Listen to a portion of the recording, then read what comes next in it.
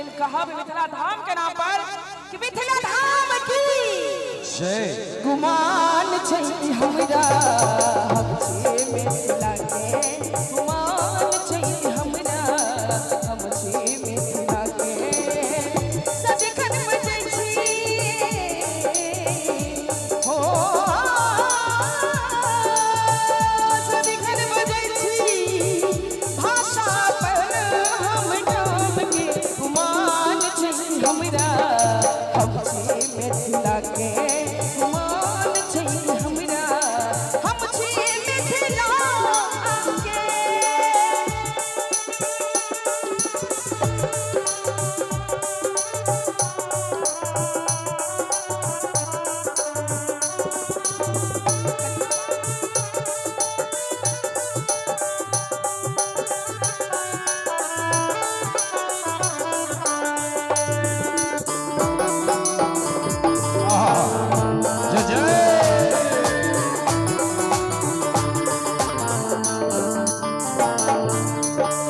पग पग माछ मखान भेटैया कमला कोशी बलान बहैया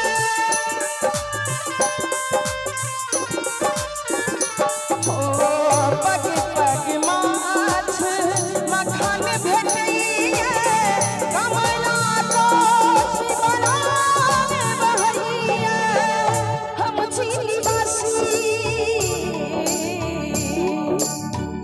हम छी निवासी राजा जनक केर गाम जगवान छै हमरा हमसे मिथिला के गुमान छै हमरा हमसे मिथिला के।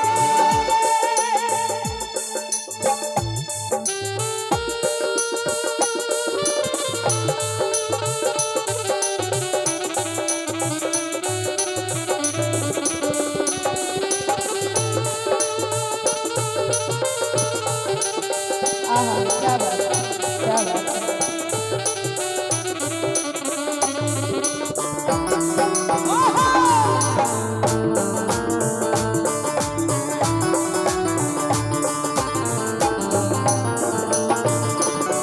कभी को किले के तान भेटैया लोरी के गुणगान भेटैया